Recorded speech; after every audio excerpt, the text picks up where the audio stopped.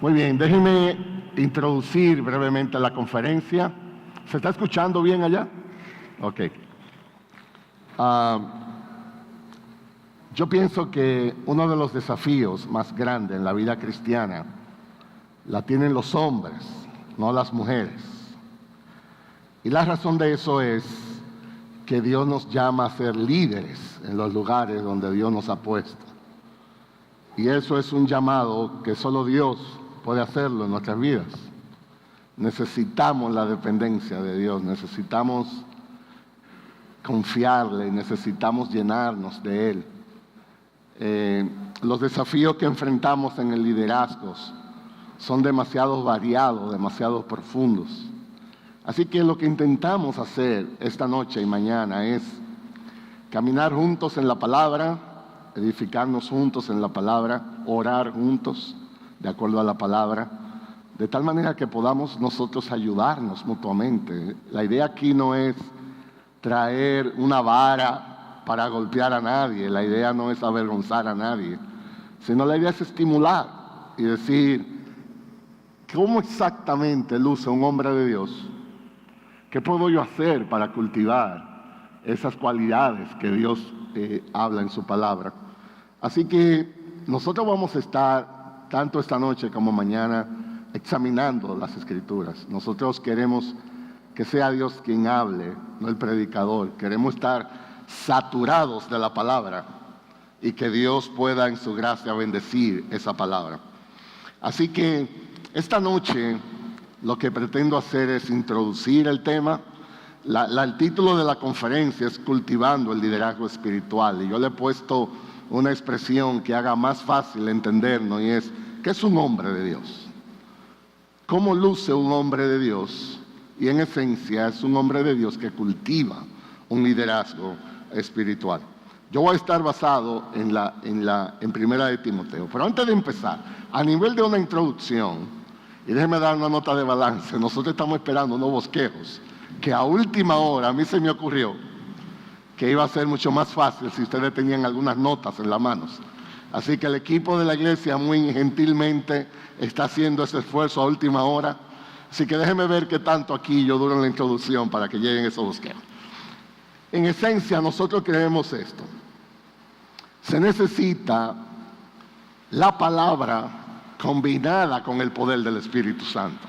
Esta mañana algunos pastores nos reunimos y hablamos un poco de eso. Yo quisiera introducir la conferencia haciéndoles conscientes de que necesitamos tanto la palabra como el poder del Espíritu Santo. Y yo voy a tratar de ponérselo en colores, esa realidad, para que la entendamos.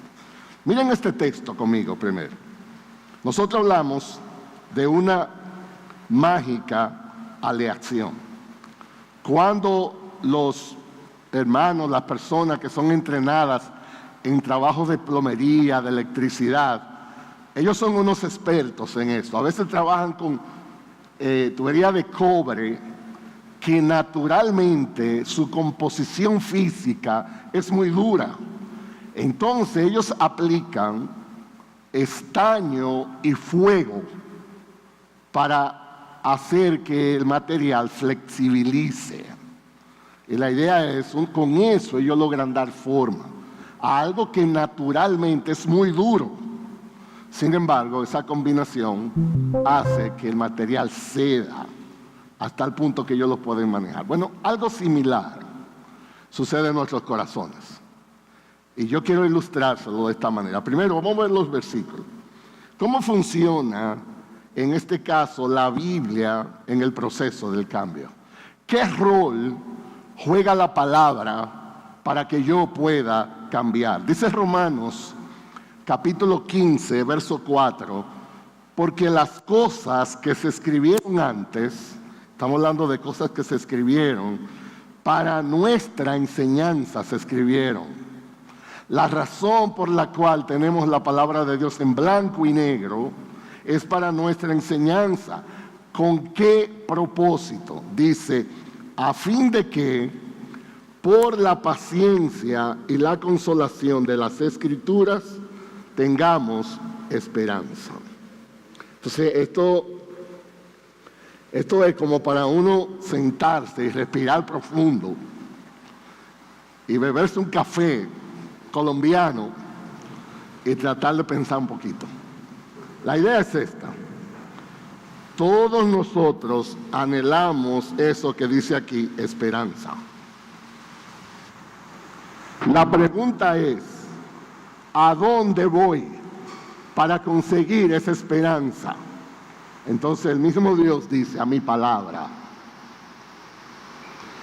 Esas cosas que se han escrito antes se escribieron a fin de que por la paciencia, por la consolación de las Escrituras, tengamos esperanza. Entonces, de nuevo la pregunta.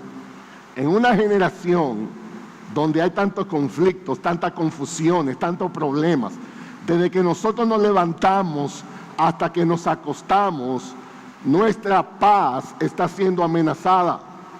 ¿A dónde voy para lograr conseguir aquello que me traiga consuelo a mi vida, que me traiga esperanza? La palabra de Dios. Solo Dios puede dar esa esperanza.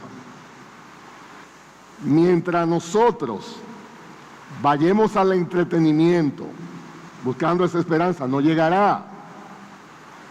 Hay problemas en la vida que no se resuelven oyendo música, con la luz bajita.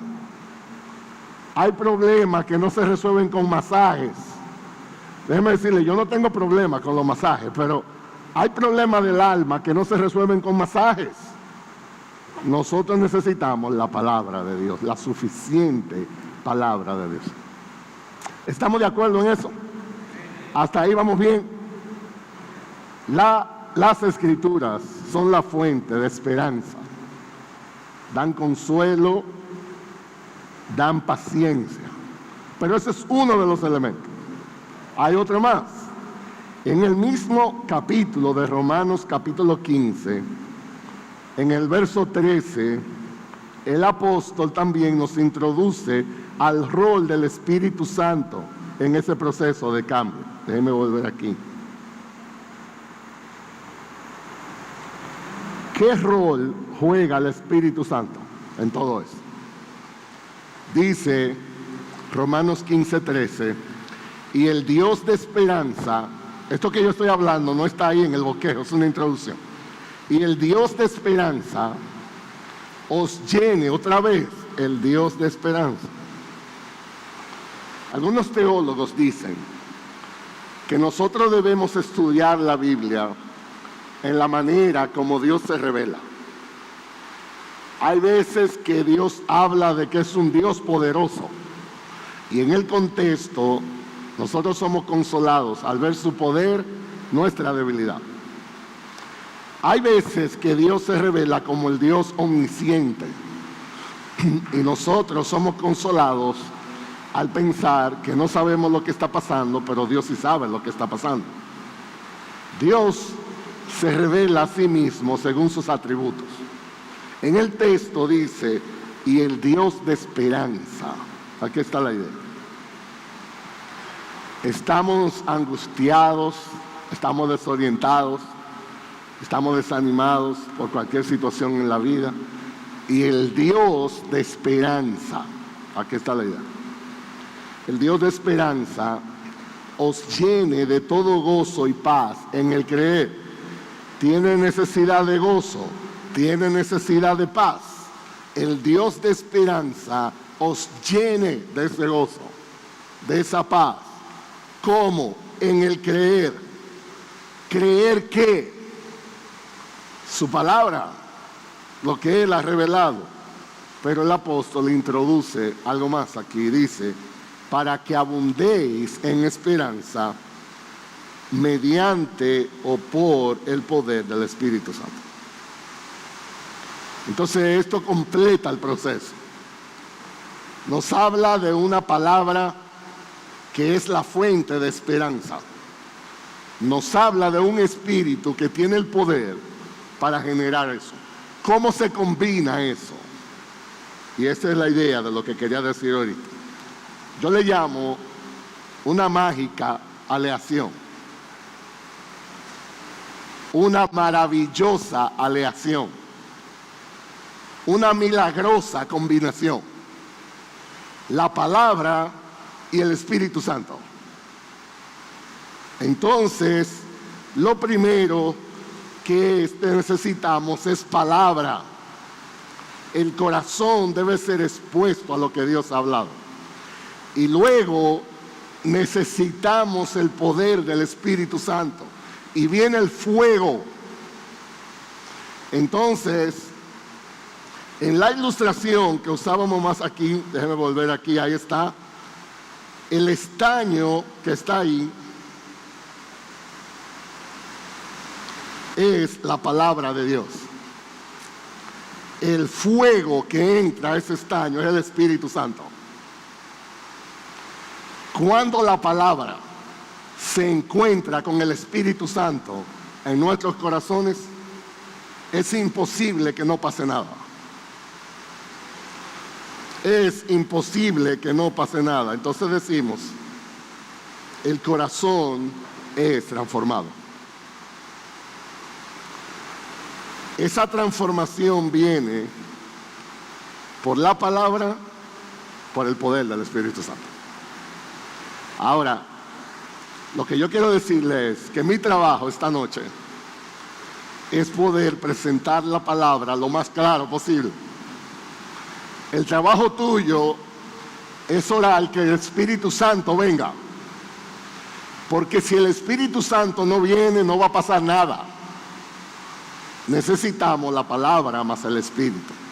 De nuevo, ese fuego del Espíritu derrite el corazón cuando la palabra de Dios está allí. Entonces, todo eso para decirle, nuestra oración es que este sea un tiempo de ministración espiritual. Yo no vengo aquí a entretenerles. Yo no vengo aquí a decirles lo que ustedes quieren oír. Mi trabajo es ser fiel a Dios. Mi trabajo es presentar la palabra con fidelidad, con la esperanza de que Dios haga lo que solo Él puede hacer. Con la esperanza de que Dios les hable, con la esperanza de que el Espíritu Santo venga y le dé convicciones, convicción de pecado, con la esperanza de que el Espíritu Santo le dé gozo, con la esperanza de que el Espíritu Santo le dé paz, con la esperanza de que ninguno de nosotros salga de este lugar hoy en la condición en que llegamos aquí. Ese es un motivo de oración que compartimos. Muy bien. Entonces ya ustedes tienen su bosquejo en las manos. El hombre de Dios cultivando el liderazgo espiritual. Lo primero que yo quisiera hacer es explicar un poco de la identidad. Este es el texto que vamos a estar trabajando. Primera de Timoteo, capítulo 6, versos 2, 11 y 12. Hay algunas versiones corriendo ahí, pero la idea es: tú en cambio, hombre de Dios, ahí está la expresión, huye de todo esto y esmérate en seguir la justicia, la piedad, la fe, el amor, la constancia y la humildad. Pelea la buena batalla de la fe, haz tuya la vida eterna. Déjeme leerle Primera de Timoteo, capítulo 6, estos mismos versículos, con la versión de las Américas, que es la que ustedes tienen ahí, me imagino. Y dice el versículo 11, pero tú, hombre de Dios, huye de estas cosas y sigue la justicia, la piedad, la fe, el amor, la perseverancia, la amabilidad, pelea la buena batalla de la fe, echa mano a la vida eterna a la cual fuiste llamado. Esta primera sección, yo quisiera hablar de la identidad de un hombre de Dios. ¿Quién es un hombre de Dios? ¿Qué somos en Cristo? Entonces, la primera sección, usted le puede titular identidad. Yo quisiera que hablemos de esa identidad. Y yo voy a estar usando dos textos. Uno es Primera de Timoteo 6 y el otro que aparece ahí también es Efesios capítulo 2, verso 10. Porque somos hechura suya, ahí está la idea, creados en Cristo Jesús para hacer buenas obras, las cuales Dios preparó de antemano que anduviéramos en ella. Un hombre de Dios es una obra de arte de Dios. Dios nos creó con un propósito en mente. Dios nos creó para su gloria. Entonces déjeme exponer en primer lugar brevemente nuestro texto. Yo quisiera en Efesios entrarnos un poco a Efesios para ver el contexto de lo que estamos hablando. Dice el apóstol Pablo en Efesios 1: bendito sea el Dios y Padre de nuestro Señor Jesucristo. Estoy leyendo a partir del verso 3, que nos ha bendecido con toda bendición espiritual en los lugares celestiales en Cristo. Es una expresión de adoración, es una expresión de alabanza. Y dice, según nos escogió en Él antes de la fundación del mundo, para que fuésemos ¿qué? Santos y sin mancha delante de Él. Dice, en amor nos predestinó para adopción como hijos para sí, mediante Jesucristo, conforme al beneplácito de su voluntad, para alabanza de la gloria de su gracia, que gratuitamente ha impartido sobre nosotros en el amado. En el contexto, entonces, ¿quiénes somos? Somos gente que Dios, por su gracia, escogió antes de la fundación del mundo. Déjeme decirle esto. Y esta es una de las cosas que vamos a ir sazonando aquí en la conferencia. Esa expresión debe ser un motivo de mucha alegría para nosotros. ¿Quiénes somos como hombres de Dios? Gente que Dios escogió. Y eso puede lucir muy sencillo, pero eso no es tan sencillo. Déjeme ilustrarlo. Yo sé que aquí ustedes juegan fútbol. En la República Dominicana lo que jugamos es béisbol. Y en todas las esquinas hay un sitio para jugar béisbol. Así como ustedes son muy famosos en el fútbol, los dominicanos somos famosos en el béisbol. Uno de los problemas cuando uno es pequeño y viene de un hogar pobre es que para jugar usted le tiene que caer bien al dueño del bate, del guante, al jefecito que arma el juego. En el béisbol hay 9 jugadores que pueden jugar. Entonces usualmente como hacían era esto: pónganse todo el mundo allá y los 2 más riquitos, que eran los dueños del bate, el guante, la pelota, sin eso no había juego.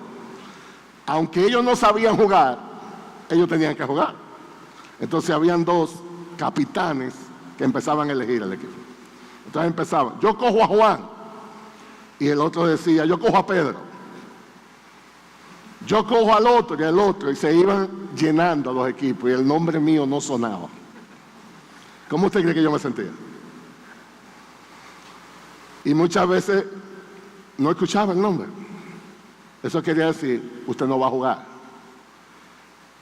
Dios, cuando estaba eligiendo los jugadores para el equipo, de primero dijo, te escojo a ti.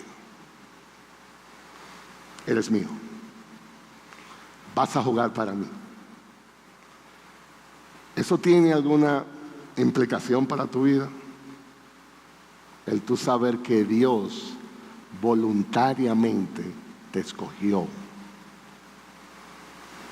¿Qué efecto de consuelo trae a tu vida el saber que eres un escogido de Dios? Nosotros vamos a hablar más de esto ahorita. No solamente eso, ¿quién es el hombre de Dios? Alguien que por gracia Dios nos ha dado bendiciones espirituales a través de Cristo. Dios trae sus promesas. Dios ha dicho, yo no me volveré atrás de hacerte el bien. Yo estaré contigo todos los días de la vida. Yo supliré a tus necesidades conforme a la riqueza en gracia de Dios. Dios dice, yo proveeré para ti conforme a mis riquezas en gloria. La pregunta mía, ¿qué tan rico es Dios? ¿Es confiable Dios? A ver, si yo le digo a usted, hermano, ¿tienes problema económico? Confía que yo te voy a suplir conforme a mi riqueza. Entonces preocúpese, porque ¿de dónde yo voy a sacar? Pero si Dios te dice, yo te voy a suplir conforme a mis riquezas, ¿es confiable Dios? ¿Tiene suficiente Dios? Un hombre de Dios es alguien que Dios por su gracia se ha dado que seamos como Jesús, que estemos como Jesús. Es el ejemplo a seguir. Y Dios está haciendo una obra de transformación a la imagen de Él. Un hombre de Dios es alguien que por gracia ha sido aceptado por Jesús. Nosotros en esta generación enfrentamos un problema de aceptación como nunca antes. La gente se siente rechazada. Hay hijos en hogares que se sienten rechazados por los padres. Hay alumnos en las escuelas que se sienten rechazados por los maestros. Hay miembros en las congregaciones que se sienten rechazados por los líderes. Pero Dios dice, te acepto, tal como eres. No tienes que arreglar nada. Yo sé todo lo tuyo. Yo sé tu pasado, tu presente y tu futuro. Y aún así, te quiero, te acepto. ¿Eso trae algún motivo de gozo para nosotros? Saber que Dios nos acepta. ¿Quién es un hombre de Dios?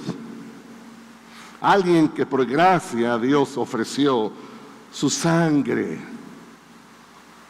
Nos lava de nuestros pecados. Dios nos salvó cuando estábamos muertos en delitos y pecados. ¿Usted sabe lo que es un muerto? A ver, si usted va a la morgue del hospital aquí, donde están los muertos, y usted dice, oye, ¿cuánta lluvia? Y el muerto dice, oye, me sí, está fría la cosa. ¿Qué usted haría? Bueno, yo diría, usted salga corriendo lo más rápido que usted pueda, porque los muertos no hablan. Los muertos no piensan, los muertos no deciden. Dios nos salvó cuando estábamos muertos espiritualmente. No había nada en nosotros. Fue un milagro. Dios no es que nos arregla. Usted ha visto cuando hay en un accidente un coche y lo llevan a un taller. Yo no sé aquí en Colombia si es así, pero en la República Dominicana entonces le dan otra vez, le untan un asunto y lo pintan de nuevo y la gente dice, eso está como nuevo. Pero el individuo que pagó su seguro completo dice, yo quiero uno nuevo. Dios no nos arregla. Dios nos hace otra vez, enteros. Dios nos renueva por dentro. Miren cómo dice Efesios, sigo leyendo. Todo esto para entender quiénes somos, nuestra identidad. Aun cuando estábamos muertos en nuestros delitos, nos dio vida juntamente con Cristo. Por gracia habéis sido salvados. Y con Cristo, ese mismo Él es Cristo ahí, nos resucitó de la tumba espiritualmente, nos sacaron de la boca del infierno, nos sacaron. Y con Él, con Cristo otra vez, dice, nos sentó en los lugares celestiales en Cristo Jesús. ¿Para qué? ¿Para que vivamos vidas cómodas? No. ¿Para que estemos sentados esperando que algo pase? No. A fin de poder mostrar en los siglos venideros las sobreabundantes riquezas de su gracia, por su bondad para con nosotros en Cristo Jesús. Porque por gracia habéis sido salvados por medio de la fe. Y esto no es de vosotros, sino es un don de Dios, no por obras, para que nadie se gloríe. ¿Quién es el hombre de Dios? Alguien a quien Dios por su gracia ama. Y de nuevo, esta es una generación que como nunca antes expresa ese desamor. La gente está loca buscando a alguien que sinceramente le ame. Y a veces los cónyuges se quejan de sus cónyuges, los hijos se quejan de sus padres. Hay padres que creen que por proveer materialmente a los hijos ya aman. Eso no es así. Yo recuerdo una historia en los Estados Unidos de un joven, único hijo, 16 años. Sus dos padres eran abogados prominentes en el estado. Uno de ellos casi alcanzaba el grado para Suprema Corte de Justicia. Y eran gente de muy alto nivel económico. Un buen día, el niño desapareció. El joven desapareció. Y entonces los padres no podían estar más angustiados. Empezó la búsqueda, buscaron por todos lados. A las 4 horas, la policía reportó que encontró al joven. El joven apareció en otro estado de Estados Unidos. Y lo primero que los padres hicieron es buscar un avión privado, lo más rápido que pudieran, a buscar a su hijo. Cuando ellos llegaron, el joven estaba en el destacamento de la policía. Y el papá, cuando llegó, le hizo esta pregunta: ¿por qué te fuiste de la casa? Y el joven dijo: porque tú no me amas. Y el papá dijo: tú te estás volviendo loco, muchacho. Tú no sabes que el carro que tú tienes cuesta casi $500,000. Tú tienes la universidad paga de por vida. En tu habitación tú tienes el suficiente espacio para tener escritorio, para estudiar. Tu computadora es la última que hay.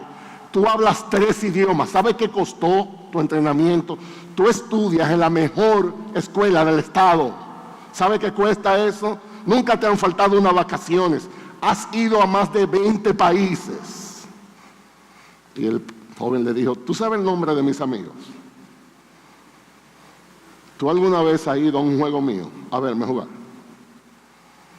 ¿Cuándo fue la última vez que te sentaste a preguntarme cómo me va? ¿Cuáles son mis temores? ¿Cuáles son mis luchas? Entonces a veces creemos que amamos porque damos cosas. Pero el amor es más que eso. El amor conlleva sacrificio. Nadie nos ha amado. Nadie nos ama. Nadie nos amará más que Dios. Su amor es perfecto. Su amor es completo. En Jesús, Dios nos amó hasta el fin. El amor de Dios no depende de cómo nosotros nos comportemos. Dios nos ama a pesar de que nos conoce. Dios conoce nuestro pasado, nuestro presente y nuestro futuro, y aún así nos ama. Dios está por nosotros. Dios dio lo más preciado de Él, su Hijo, para morir por nosotros en los pecados. Dice: por gracia Dios nos dio la vida.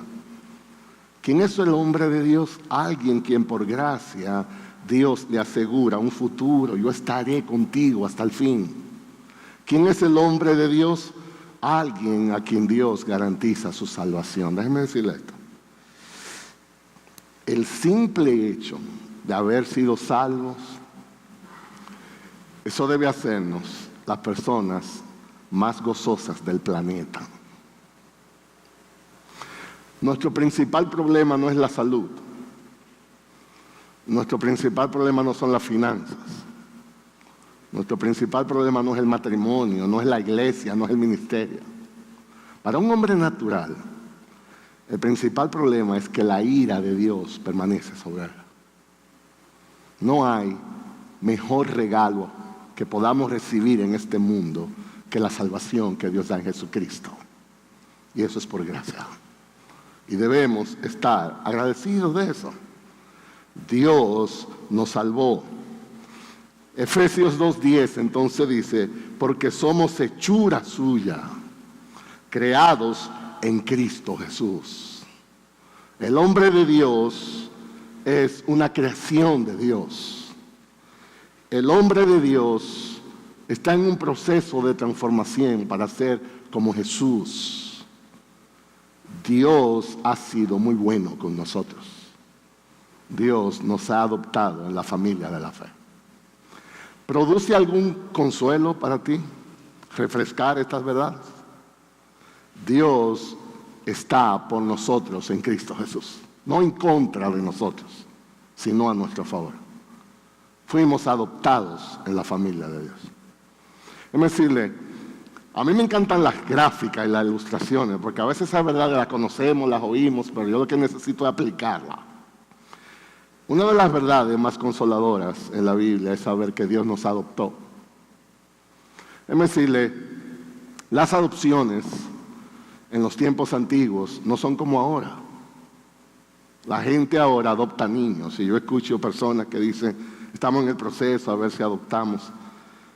Que en los tiempos antiguos, las adopciones no tenían sorpresas, sino que eran planificadas, eran calculadas. Una de las adopciones más famosas que hay en los tiempos de Roma fue uno de estos reyes poderosos. Y cuando él quiso ver cómo iba a ser la sucesión de su reino, ninguno de sus hijos reunían los requerimientos. Y él adoptó a alguien para ser su sucesor porque veía las cualidades. Lo adoptó a la edad de 45 años. Pero ya estaba aprobado. Era uno de los jefes del ejército. Una persona entrenada que salía a hablar. Las adopciones de antes eran por intereses. Pero Dios nos adoptó a pesar de lo que somos. No por nada que íbamos a sumarle, sino por puro afecto de su voluntad. Y eso nos hace especial. Entonces, ¿quién es el hombre de Dios? Es alguien que Dios creó en Jesús. Lo escogió por gracia, lo salvó por gracia. Promete un futuro donde Él está guiando su vida. Somos el resultado de la gracia de Dios. Y eso debe a nosotros estimularnos grandemente. Ahora, en segundo lugar, yo quiero enfatizar todo eso de manera más específica, hablando de nuestra identidad. Ahí en sus bosquejos, entonces tenemos Colosenses 3, 12 y 13. Esto es extremadamente importante, hermanos, porque déjenme decirle, todo lo que sigue, todo lo que vamos a hablar, descansa en esta zapata. Si yo no estoy claro de mi naturaleza como un hombre de Dios, entonces yo no voy a entender mucho a qué es que Dios me llama y por qué. Este es el principio, esta es la base. Miren este texto. El apóstol Pablo escribiendo aquí a esta iglesia en Colosas, en el capítulo 3, está el verso 12 y 13. Yo me voy a tomar un tiempecito aquí en el verso 12 y 13.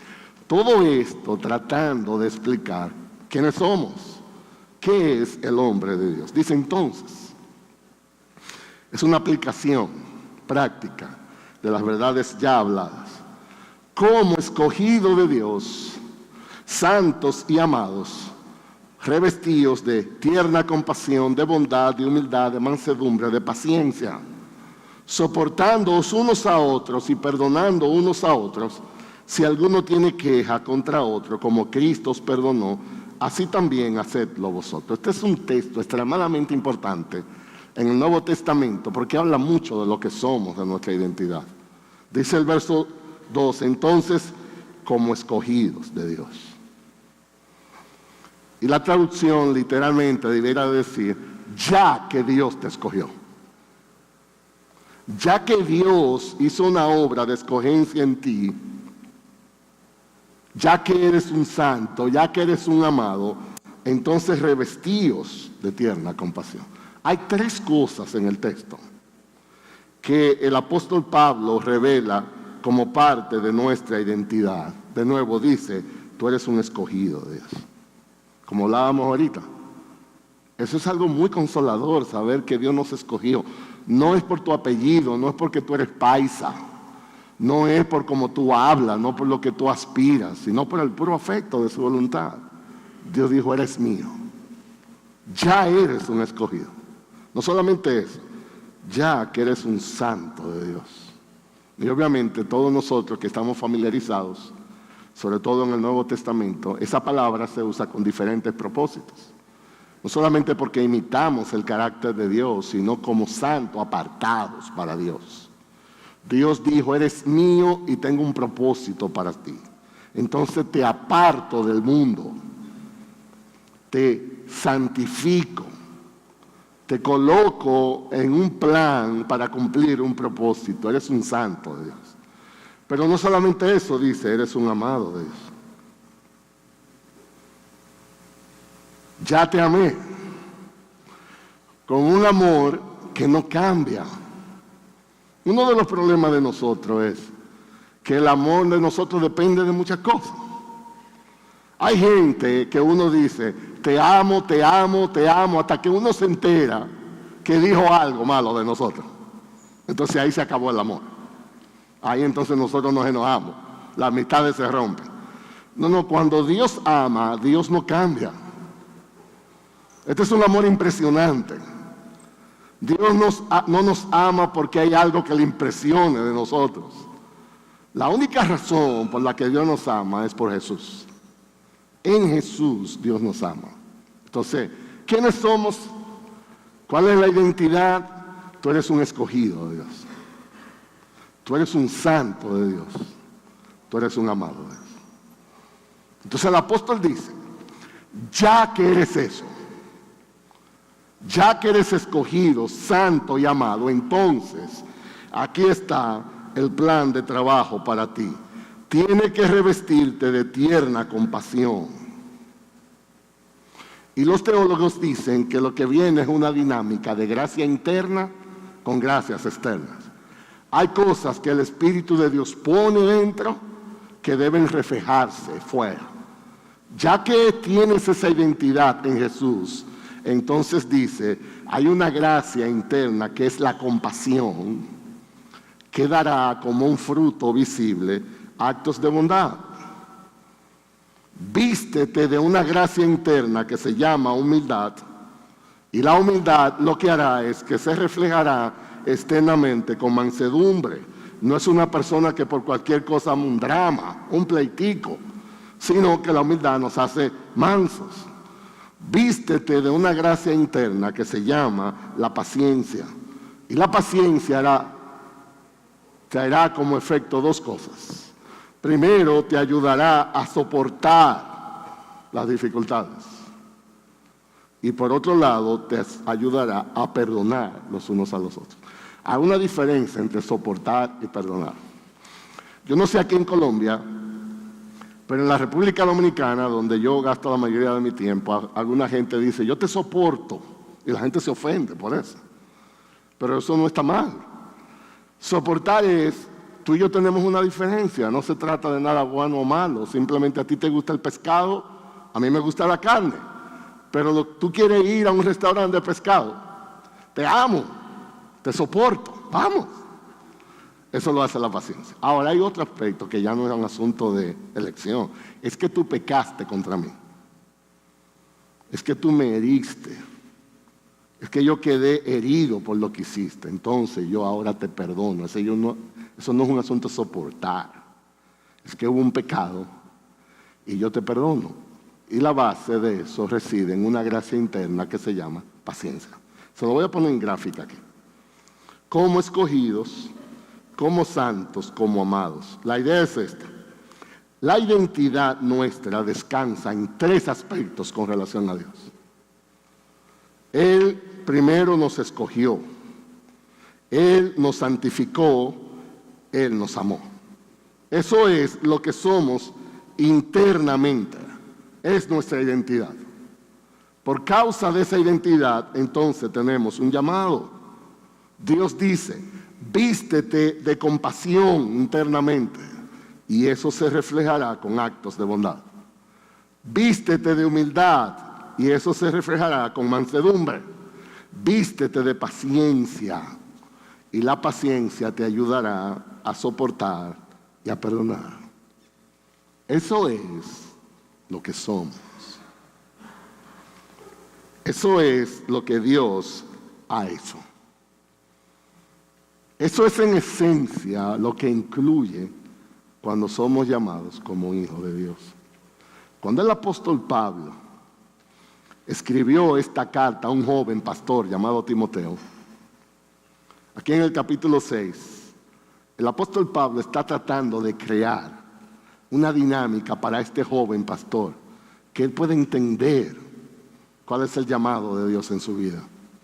Y el apóstol dice, tú, en cambio, hombre de Dios, huye de todo eso y esmérate en seguir la justicia, en seguir la piedad, la fe, el amor, la constancia, la humildad. Pelea la buena batalla de la fe. Haz tuya la vida eterna. Eres un hombre de Dios.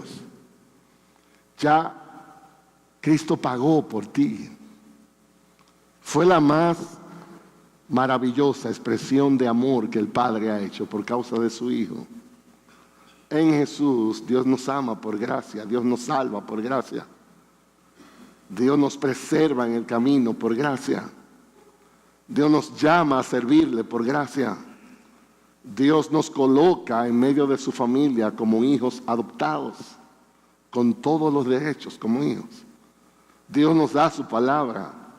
Dios provee a nuestras necesidades, porque somos hechos por gracia. Esa es nuestra identidad como hombre de Dios. Eso es lo que somos en Cristo. Un error en entender la base, entonces traerá serios problemas cuando Dios nos llame a actuar. Parte de nuestros problemas en poder llenar el llamado de Dios en nuestra vida es que no entendemos bien lo que ya ha hecho con nosotros. No entendemos bien nuestra identidad, no entendemos bien lo que hemos recibido de Dios. Entonces, como escogidos de Dios, como santos o apartados de Dios, como amados por Dios, entonces vestidos de mansedumbre, de compasión, vestidos de humildad, paciencia, todo eso. Esta es la base, de nuevo, de nuestra identidad.